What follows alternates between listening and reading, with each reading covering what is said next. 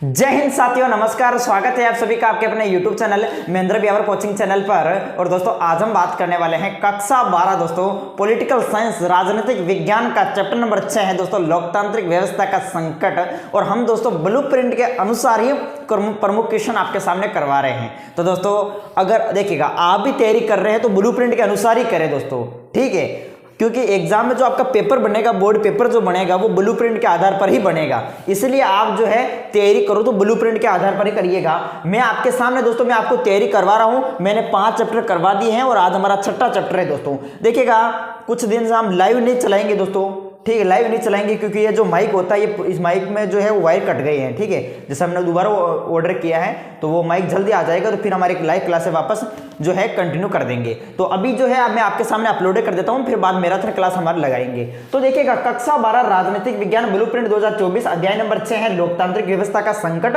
लघुत्तरात्मक और दीर्घोत्तरात्मक। और हाँ, हमारा बड़ा चैनल है मुकेश महेंद्र एजुकेशन नाम से, मुकेश महेंद्र एजुकेशन नाम से। उस पर हिंदी की क्लास चलती है, राजनीतिक अपने हिस्ट्री की चलती है, ठीक है। तो आप उसके साथ भी जरूर जुड़े, वैसे तो आप सभी को पता ही होगा। चलो तो देखिएगा चैप्टर नंबर हमारा 6 है लोकतांत्रिक व्यवस्था का संकट। और इसके जो प्रमुख क्वेश्चन है देखिएगा आप सभी लघुत्तरात्मक प्रश्न। और ये जो चैप्टर है वो आपका 5 नंबर का है। और इस चैप्टर से एक तो पूछा जाएगा लघुत्तरात्मक प्रश्न और एक पूछा जाएगा दीर्घोत्तरात्मक प्रश्न। कहने का मतलब है कि जो लोकतांत्रिक व्यवस्था का संकट ये जो चैप्टर है ये इस चैप्टर से 2 प्रश्न आएंगे। कितने प्रश्न आएंगे? 2 प्रश्न। एक प्रश्न जो है वो 2 नंबर का होगा, आप देख सकते हैं, ठीक है। लघुत्तरात्मक जो होगा वो 2 नंबर का होगा और एक दीर्घोत्तरात्मक आएगा थोड़ा बड़ा क्वेश्चन जो कि 3 नंबर का होगा, ठीक है। ये बात समझ में आ गई। चलो तो दोस्तों इसमें वस्तुनिष्ठ प्रश्न नहीं आएंगे, रिक्त स्थान वाले भी नहीं आएंगे। तो आपको इस चैप्टर से वस्तुनिष्ठ रिक्त स्थान वाले नहीं पढ़ने हैं, ठीक है, ध्यान रखें। आगे देखिएगा तो यहां पर मैंने आपके सामने जो मोस्ट क्वेश्चन आपके सामने लिया दोस्तों वो यहां पर ये है, देख सकते हो। पहला क्वेश्चन, नक्सलवाद क्या है दोस्तों? नक्सलवाद, ये नक्सलवादी जो है नक्सलवादी ये आंदोलन क्या है? नक्सलवादी आंदोलन क्या है? प्रश्न पूछा जा सकता है, मोस्ट इंपोर्टेंट है, इसको याद करना अच्छे से दोस्तों। तो उत्तर आप लिखेंगे कि राजनीतिक प्रणाली और पूंजीवादी व्यवस्था को समाप्त करने के लिए लोगों ने हिंसा का रास्ता अपनाया। किसका रास्ता अपनाया? हिंसा का। तो जिसे नक्सलवादी आंदोलन जो है वो कहां गया? क्या कहा गया है? नक्सलवादी आंदोलन।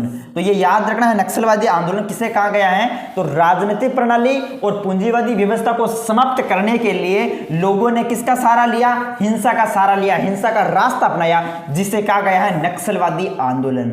अब आप इसके बारे में और भी लिख सकते हैं, प्रश्न पूछा जा सकता है नक्सलवादी आंदोलन पर टिप्पणी लिखो। मुझे आप कमेंट करके बताओ दोस्तों, ये जो नक्सलवादी हैं, इस जो ये शब्द है नक्सलवादी, इसका नाम सही है नक्सलवाद। क्या है दोस्तों? ये नक्सलवाद इस तरीके से देखिएगा, नक्सलवाद। मैं यहां पर इसको पेन चेंज कर देता हूं। नक्सलवाद क्या है? नक्सलवाद, ये है नक्सलवाद। अब देखो नक्सलवाद से ये नक्सलवादी में चेंज हुआ है। नक्सलवाद शब्द की उत्पत्ति जो है वो किस राज्य से हुई है ये याद रखना है। नक्सलवाद जो शब्द है इसकी उत्पत्ति किस राज्य से हुई है? तो पश्चिमी बंगाल से इसकी उत्पत्ति हुई है। किससे हुई? कहां से हुई है? पश्चिमी बंगाल से, आपको याद रखना है। और पश्चिमी बंगाल में एक गांव है दोस्तों नक्सलवाड़ी। कौन सा गांव है? नक्सलवाड़ी। ये जो है ना नक्सलवाड़ी, ये तो एक गांव है, ठीक है, ये तो एक गांव है। और नक्सलवाद ये सही शब्द है नक्सलवाद, नक्सलवाद से नक्सलवाड़ी बना, ठीक है। तो नक्सलवाद शब्द की उत्पत्ति पश्चिमी बंगाल के एक गांव है नक्सलवाड़ी, याद रखना। और इससे हम माओवादी भी कह सकते हैं, नक्सलवादी को हम क्या कह सकते हैं? माओवादी, याद रखना। इसे माओवादी भी कह सकते हैं, माओवादी। और प्रश्न ये पूछा जा सकता है कि जो नक्सलवाद है, नक्सलवाद इसकी उत्पत्ति किसने की? आप बताओ जल्दी से, उत्पत्ति किसने की? उत्पत्ति किसने की? तो दोस्तों कम्युनिस्ट पार्टी के एक नेता है जिनका नाम है चारू, ऐसा नाम कुछ चारू, क्या नाम इसका? चारू मजूमदार। हाँ दोस्तों याद रखना है, याद रखना दोस्तों। इस नक्सलवाद की जो उत्पत्ति है वो किसने की थी? है चारू मजूमदार, याद रखना, चारू मजूमदार। ये चारू मजूमदार जो है वो कम्युनिस्ट पार्टी के नेता हैं। इन्होंने नक्सलवाद की उत्पत्ति की है। कब की है? इन्होंने 1967 में। कब? 1967 में। तो ये याद रखना है। तो नक्सलवादी आंदोलन क्या है? तो राजनीतिक प्रणाली और पूंजीवादी व्यवस्था को समाप्त करने के लिए लोगों ने हिंसा का रास्ता अपनाया, हिंसा का सहारा लिया, जिसे नक्सलवादी कहा गया। नेक्स्ट क्वेश्चन आपके सामने देखेगा दूसरा, ये आपातकाल की जांच के लिए, आपातकाल की जांच के लिए गठित आयोग पर टिप्पणी लिखिएगा। अब आपातकाल की जांच के लिए एक आयोग बना, उस आयोग पर आपको टिप्पणी लिखनी है। तो उत्तर आपको लिखना है कि मई 1977 में जनता पार्टी की सरकार ने, देखिएगा जनता पार्टी का गठन कब हुआ, जनता पार्टी का गठन हुआ था मई 1977 में, ठीक है। तो जनता पार्टी की सरकार ने सर्वोच्च न्यायालय यानी सुप्रीम कोर्ट, सर्वोच्च न्यायालय के भूतपूर्व मुख्य न्यायाधीश जेसी शाह की अध्यक्षता में एक आयोग का गठन किया। वो आयोग कौन सा था, वो आयोग था शाह जांच आयोग। कौन सा आयोग था, शाह जांच आयोग, याद रखना शाह जांच आयोग। और इस आयोग के अध्यक्ष कौन थे, ये थे जेसी शाह। कौन थे, जेसी शाह। जेसी शाह की अध्यक्षता में एक आयोग का गठन, वो है शाह जांच आयोग, इसका गठन हुआ, जिसका कार्य, अब इस आयोग का प्रमुख कार्य क्या है, इसका कार्य है कि 1975 के आपातकाल के दौरान की गई कार्रवाई, 1975 के आपातकाल के दौरान की गई कार्रवाई तथा सत्ता के दुरुपयोग की जांच करना इसका प्रमुख कार्य है, ठीक है। तो याद रखना आपातकाल की घोषणा कब होती है, आपातकाल की घोषणा होती है 1975 में, 25 जून 1975 में आपातकाल की घोषणा होती है। किसने, इंदिरा गांधी जी उस समय प्रधानमंत्री थी और राष्ट्रपति फखरुद्दीन अली मोहम्मद थे, ये आपको याद रखना है। तो यह प्रश्न पूछा जा सकता है कि आपातकाल की जांच के लिए गठित आयोग पर टिप्पणी लिखो, तो इसी तरीके से आपको लिखना है दोस्तों, ठीक है। नेक्स्ट आपके सामने तीसरा क्वेश्चन देखिएगा, रेल हड़ताल के बारे में लिखिए। रेल हड़ताल के बारे में आपको लिखना है। तो रेल हड़ताल के बारे में आप लिख सकते हैं कि 1974 में जॉर्ज फर्नांडिस के नेतृत्व में रेल हड़ताल शुरू हुई। देखिएगा प्रश्न पूछा जाएगा, रेल हड़ताल देखिए किसने शुरू की, 1974 में जॉर्ज फर्नांडिस ने। जॉर्ज फर्नांडिस के नेतृत्व में रेल हड़ताल शुरू हुई, ठीक है, हुई। और ये हड़ताल सेना और बोनस के मुद्दे को लेकर की गई थी, ठीक है, सेना और बोनस के मुद्दे को लेकर हड़ताल हुई थी और 1974 में की थी जॉर्ज फर्नांडिस ने। याद रखना है 17 लाख कर्मचारी बोनस और सेवा शर्तों के संबंध में अपनी मांगे मनवाने के लिए सरकार के खिलाफ हड़ताल की थी। कितने लोग, 17 लाख कर्मचारी। और ये जो हड़ताल है, हड़ताल याद रखना, ये हड़ताल कितने दिनों तक चली, तो ये हड़ताल 20 दिनों तक चली थी दोस्तों। कितने दिनों तक चली थी, 20 दिनों तक ये हड़ताल चली थी, आपको याद रखना है। तो रेल हड़ताल के बारे में लिखो, रेल हड़ताल पर टिप्पणी लिखो, प्रश्न आपको पूछा जा सकता है। तो इस प्रश्न देखिएगा, मैं आपके सामने ये प्रमुख लघुत्तरात्मक पूछे जाएंगे दोस्तों। इस चैप्टर से दो ही प्रश्न आएंगे, एक तो लघुत्तरात्मक आएगा, एक दीर्घोत्तरात्मक आएगा। तो ये सब आपको याद रखने हैं। नेक्स्ट आपके सामने देखिएगा चौथा क्वेश्चन, आपातकाल के दौरान जयप्रकाश नारायण की क्या भूमिका थी। आपातकाल के दौरान जयप्रकाश नारायण, जिसे हम शॉर्टकट कह सकते हैं जेपी नारायण, शॉर्टकट नाम है जेपी नारायण। तो जयप्रकाश नारायण की क्या भूमिका वो आपको लिखनी है। तो उत्तर आप लिखेंगे, क्या लिखेंगे कि जेपी नारायण यानी जयप्रकाश नारायण ने संपूर्ण क्रांति का आह्वान किया। याद रखना है जयप्रकाश नारायण ने कौन सा नारा दिया था, संपूर्ण क्रांति का। यह नारा किसने दिया था, जयप्रकाश नारायण ने दिया था। कब दिया था, 1974 में दिया था, ठीक है। तो जयप्रकाश नारायण ने संपूर्ण क्रांति का आह्वान किया था। उनके नेतृत्व में पीपुल्स फ्रंट ने गुजरात राज्य का चुनाव जीता। याद रखना एक फ्रंट है जिसका नाम है पीपुल्स फ्रंट। कौन सा है, पीपुल्स फ्रंट ने गुजरात राज्य का चुनाव जीता।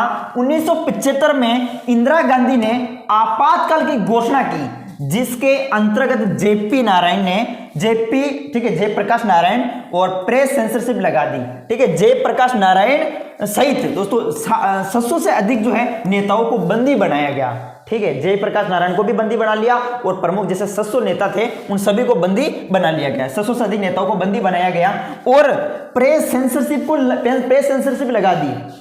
क्या होती है प्रेस सेंसरशिप? प्रेस सेंसरशिप होती है दोस्तों, जैसे कोई भी अखबार में कोई भी खबर छपने से पहले सरकार से अनुमति लेनी पड़ती थी कि खबर को छापे या ना छापे, इसकी अनुमति सरकार से लेनी पड़ती थी। यही है प्रेस सेंसरशिप, ठीक है, ठीक है, समझ रहे आप। तो ये याद रखना है कि आपातकाल के दौरान जयप्रकाश नारायण की क्या भूमिका है। तो उत्तर लिखेंगे कि जयप्रकाश नारायण ने संपूर्ण क्रांति का आह्वान किया था। उनके नेतृत्व में पीपुल्स फ्रंट ने गुजरात राज्य का चुनाव जीता। किसके नेतृत्व में पीपुल्स संघ ने गुजरात राज्य का चुनाव जीता? तो जयप्रकाश नारायण के नेतृत्व, याद रखना। 1975 में इंदिरा गांधी ने आपातकाल की घोषणा की, जिसके अंतर्गत जेपी सहित 700 से अधिक नेताओं को बंदी बनाया गया और प्रेस सेंसरशिप लगा दी गई। तो यह प्रश्न भी आपको पूछा जा सकता है इनका क्या योगदान रहा जेपी नारायण का। पांचवा देखिएगा, नागरिक स्वतंत्रता से क्या आशय है। नागरिक स्वतंत्र, वैसे ये प्रश्न भी आपको पूछा जा सकता है, तो उत्तर लिख सकते हैं कि नागरिक स्वतंत्रता से आशय है उस स्वतंत्रता से हैं जिसने व्यक्ति को अपने व्यक्तित्व के विकास के लिए अवसर प्रदान किया है, उसे कहते हैं नागरिक स्वतंत्रता। तो ये प्रश्न भी आपको अच्छे से याद रखना है। नेक्स्ट देखिएगा छठा क्वेश्चन, बिहार आंदोलन के बारे में लिखो। बिहार आंदोलन, आपको पता होगा बिहार में भी आंदोलन चला, बिहार में भी आंदोलन और गुजरात में भी आंदोलन, ठीक है, छात्रों ने आंदोलन शुरू कर दिए। अब यहां पर बिहार आंदोलन के बारे में आपको पूछा है, तो उत्तर आप लिखेंगे कि मार्च 1974 में। देखो ये जो प्रश्न मैं करवा रहा हूं ये ब्लूप्रिंट के आधार पर करवा रहा हूं, तो ये सब प्रश्न आप अच्छे से नोट करेंगे दोस्तों, और एग्जाम में यही से प्रश्न पूछे जाएंगे, ठीक है। तो मार्च 1974 में बढ़ती हुई कीमतों, ठीक है, लगातार कीमत बढ़ रही थी और खाद्यान्नों के अभाव, ठीक है, खाने की जो प्रमुख फसलें थी उनमें अभाव, बेरोजगारी व भ्रष्टाचार, लगातार जो है भ्रष्टाचार फैल रहा, भ्रष्टाचार, तो भ्रष्टाचार के खिलाफ जो है बिहार के छात्रों ने क्या कर दिया, आंदोलन लगा दिया, ठीक है, आंदोलन। और नोट में आप लिखेंगे कि आंदोलन जो है वो अहिंसक था। आंदोलन किस प्रकार का था, अहिंसक, बिना हिंसा के था, और बिहार तक सीमित नहीं रहेगा। ये जो आंदोलन होगा, छात्रों ने जो बिहार में आंदोलन शुरू किया, कब किया, मार्च 1974 में। तो आंदोलन शुरू किया, ये आंदोलन सिर्फ बिहार तक सीमित नहीं रहेगा, ये पूरे प्रदेश, ठीक है, पूरे प्रदेश, यानी इसे राष्ट्रव्यापी बनाया जाएगा। क्या बनाया जाएगा, राष्ट्रव्यापी। और राष्ट्रव्यापी बनाने के लिए इन्होंने जो है बिहार के छात्रों ने जो है प्रमुख किसको बुलावा भेजा, जयप्रकाश नारायण को, जेपी नारायण को बुलावा भेजा गया। जेपी नारायण को याद रखना है, जयप्रकाश नारायण को बुलाया गया। फिर ये जो आंदोलन है बिहार में जो आंदोलन हुआ, ये एक राष्ट्रव्यापी आंदोलन बन गया। तो ये याद रखना है, बिहार में आंदोलन, गुजरात में भी आंदोलन चला, बिहार में भी चला है, तो यहां पर बिहार पूछा है। नेक्स्ट देखिएगा अगला क्वेश्चन। अब ये प्रश्न, ये तो देखो आपके लिए मैंने क्वेश्चन बनाया है, इसको तो आप जो है अच्छे से याद कर लेना। स्वतंत्र एवं प्रतिबंध न्यायपालिका में अंतर स्पष्ट करें, प्रश्न पूछा जा सकता है दोस्तों, याद रखना। मुझे पता है पढ़ने वाले तो अच्छे से नोट करेंगे, ये सब क्वेश्चन मोस्ट हैं, इनको आप याद कर लेना। अगर आपको बोर्ड में पूरे 100 में से 100 नंबर लाने हैं तो आप समय मत बर्बाद कीजिएगा, तैयारी कीजिएगा अच्छे से, ठीक है।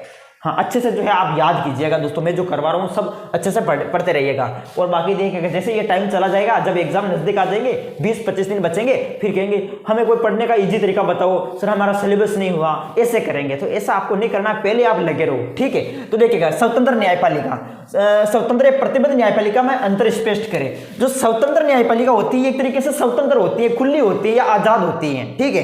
इसमें देखिएगा स्वतंत्र न्यायपालिका का जो कार्य है, न्यायपालिका का कार्य करते समय स्वतंत्र होती है, मतलब आजाद होती है, और किसी भी बाहरी दबाव से मुक्त होती है, ठीक है। इस पर दबाव नहीं होता, एक तरीके से ये स्वतंत्र होती है, स्वतंत्र न्यायपालिका। उसी प्रकार जो हमारे सामने प्रतिबंध न्यायपालिका होती है, इस पर जो है प्रतिबंध होता है, सरकार जो भी नियम बनाती है, ठीक है, तो उसी के अनुसार जो है प्रतिबंध न्यायपालिका को चलना पड़ता है, ठीक है। तो ये सरकार के अंडर में होती है, देख सकते हैं प्रतिबंध न्यायपालिका। प्रतिबंध न्यायपालिका में न्यायपालिका को केवल विधि बोलते हैं, कानून, ठीक है, विधि में कानून। तो न्यायपालिका को केवल कानून और संविधान द्वारा निर्धारित नियमों के माध्यम से काम करना होता है, ठीक है, यानी सरकार के एक तरीके से अंडर में होती है। ये होती है प्रतिबंध न्यायपालिका। ये तो जो है सरकार, यानी ये तो स्वतंत्र होती है, ये तो क्या होती है, आजाद होती है, और ये जो है इसके अंडर में होती हैं। तो दोस्तों ये थे हमारे इस चैप्टर के 7 मोस्ट क्वेश्चन। लघुत्तरात्मक, दीर्घोत्तरात्मक दोनों प्रकार के प्रश्न मैंने आपको करवा दिए हैं, ठीक है। वैसे दीर्घोत्तरात्मक में यही इंपॉर्टेंट इस चैप्टर का, तो इसको याद कर लेना आप, और बाकी ये जो मैंने 6 प्रश्न करवाए वो भी अच्छे से याद कर लेना। और ये चैप्टर आपका कंप्लीट हुआ, और ये आपके 5 नंबर पक्के मेरे से पढ़ लीजिएगा। मैं चैप्टर वाइज आपकी दोस्तों इसी प्रकार से क्लास लेके आऊंगा। अभी मैं लाइव नहीं चल रहा हूं दोस्तों, ये प्रीमियर है, ठीक है, मैं जल्दी लाइव चलूंगा। अभी की माइक जो है वो मैं ऑर्डर किया है, तो वो आ जाएगा। वो 5 अप्रैल के लिए बोल रहे हैं, तो वो 5 फरवरी के लिए बोल रहे हैं, तो वो आ जाएगा। फिर अपनी लाइव क्लास वापस स्टार्ट कर देंगे, जब तक हम जो है प्रमुख चैप्टर वाइज जो है प्रमुख ब्लूप्रिंट के अनुसार हम करवा देते हैं, ठीक है। और अगर आपको नोट्स या सीरीज चाहिए तो नीचे व्हाट्सअप नंबर दे रखे हैं, नंबर पर आप मैसेज में व्हाट्सअप पर कर सकते हैं। ओके, जय हिंद, जय भारत।